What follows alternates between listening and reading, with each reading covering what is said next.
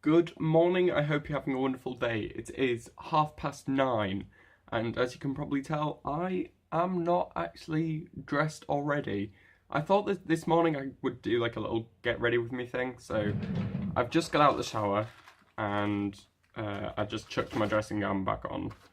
I wouldn't normally do that because it would smell. So I've got my toner on my pad and I'm actually using my phone as a mirror. So I'm just going to rush through this because I don't have much time, and obviously we want to get to the coffee part. So got some serum. I'm not going to bother showing all the products because no one cares.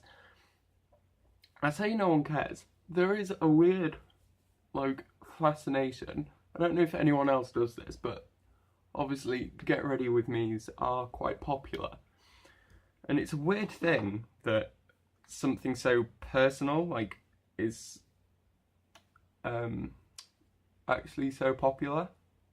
And I don't fully understand it myself.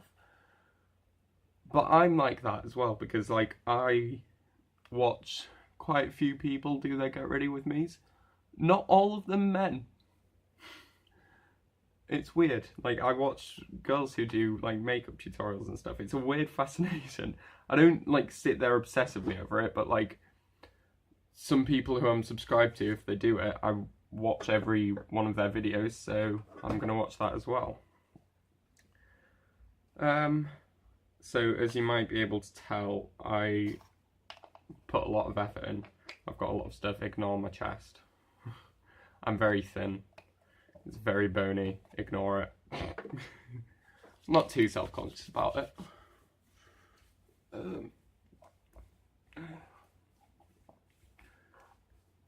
But yeah, Get Ready With Me is a very strange that people do them, but I thought that I'm behind on time-wise, and I might as well just combine what I'm doing and actually record the start of this video while getting ready. What have I done and what have I not done? Okay, so next thing is my hair, so for that I'll use a hairdryer, so I'll just pause the video here quickly and actually dry my hair and dry my moustache and stuff like that, because that's what I have to do. I just realised I was just halfway through actually drying my hair. I forgot to put my pre-styler in, so this is just some sea salt spray, which I just spray in. Just adds a bit of texture and stuff. I like it, find it useful, especially because I've just conditioned my hair as well. I've got zero product in it, so it adds a little bit more hold. So back to drying it. Okay, so I've dried it. It's all dry now. And I was thinking, I think the reason that Get Ready With Me's are so popular is that they are personal, but that's the thing. There's that personal connection with when you're recording a YouTube video and stuff. I'm just talking to a camera here. There's no interaction, but I feel like a Get Ready With Me it's more casual.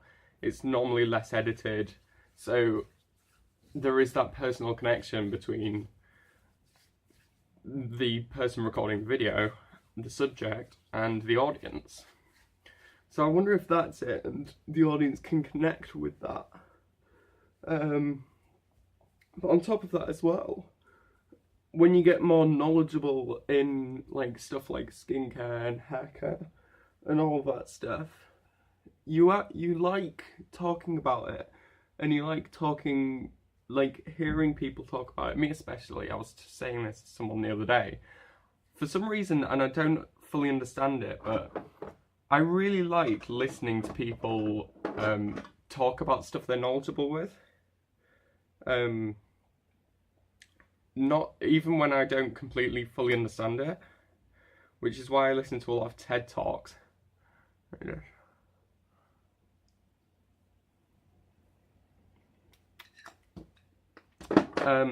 Yeah, it's probably similar to this. I'm sure a lot of people don't fully understand everything that I'm saying in these coffee videos, but then does it matter if you fully understand it or not? If the person's engaging enough and like it's simple enough to kind of understand, then it's interesting. So I'm gonna have to actually use the mirror for this. So. Okay, so I don't know if you can actually tell that much of a difference or not on this video because I haven't even got anything else on, but that's actually some tinted moisturiser. So yeah, I don't know if it actually counts as makeup or not. I've only been using it like probably about a month at this point, but I got it because it was it had an SPF in it, and then I was like, it's tinted, no one will be able to notice, and it's actually a big difference for me. I can tell a huge difference when I've used it and when I haven't in my skin. Obviously, I understand that it is makeup and it's not my skin that is nice, but I really like it, and I understand why people wear makeup. Like, it doesn't look like I'm wearing makeup, it just evens out my skin tone and stuff and makes my skin look a lot clearer, which means I'm a lot more confident. I'm less conscious about all the spots and stuff that I get because I have a lot of like scarring from acne on my forehead. This is another part of my morning. I have 6 different scents of mustache wax and mustache comb and beard balm and stuff like that. So it's picking the scent. It's winter, we'll go with winter spice. So yeah, I understand there's been a lot of waffle in this, but I think that's the whole point of the get ready with me. I've been going for almost 8 minutes already. So this is going to be a longer video because I haven't even got onto coffee yet.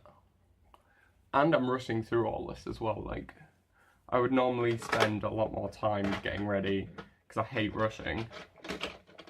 So I'm like rushing through it because I'm aware that you don't want to sit through 8 minutes of me getting, well, 20 minutes of me getting ready. So I'm rushing so that it's not that. Because it'll take ages to get ready.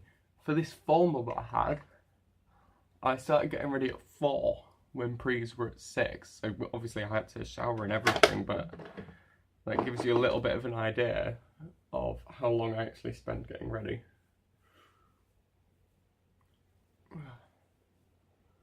My beard's very soft today, actually. Some days it feels really soft, and then some days it feels really like coarse. But today it's really soft, and the soft days are the good days. Oh, look at this little tiny dinky comb, I love it.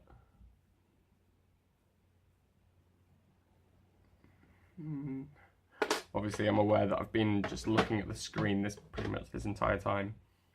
Rather than the actual camera, I've been looking at the screen, but that's because I'm using it as a mirror, so I have an excuse today.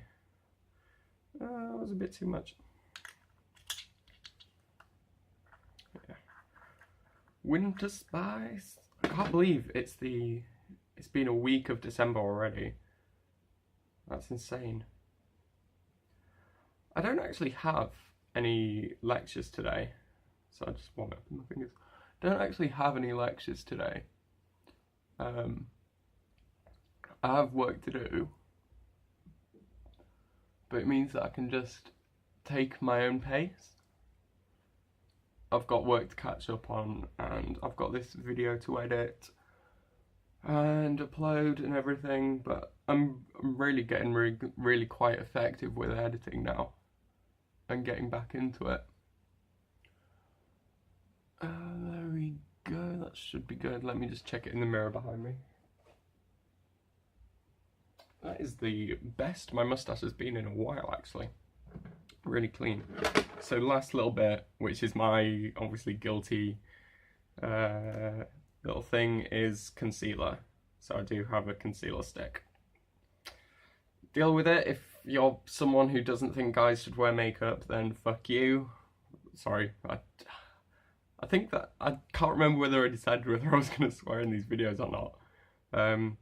oops if I didn't, but you know, oh well. I just generally try not to.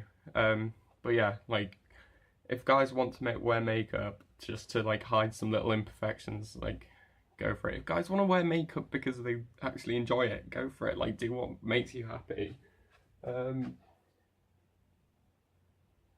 like today, I have quite a few spots.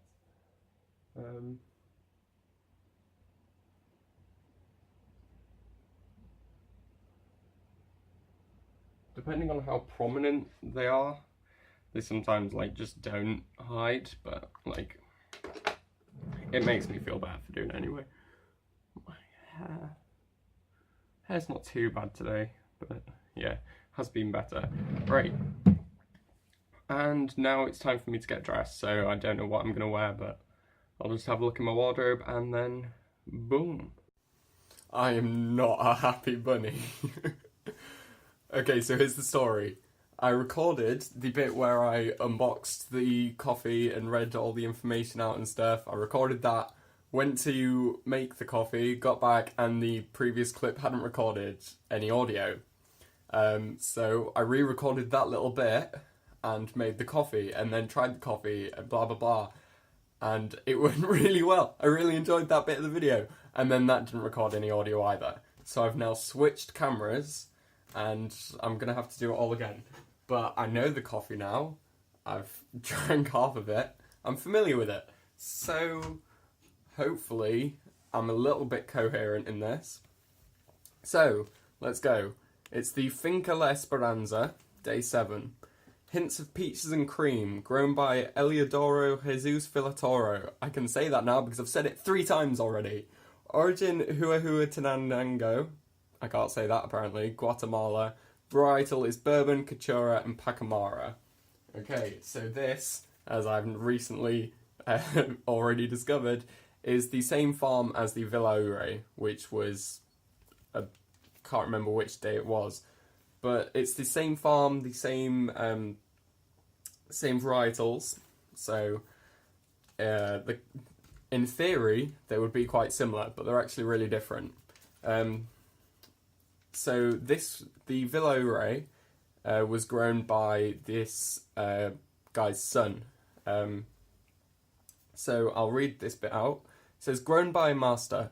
Don Eliodoro bought La Esperanza farm back in 1953, so he's been perfecting his coffee beans for more than 50 years. Now he's in his 90s, he's helped by his son, Ariello, who grew this one.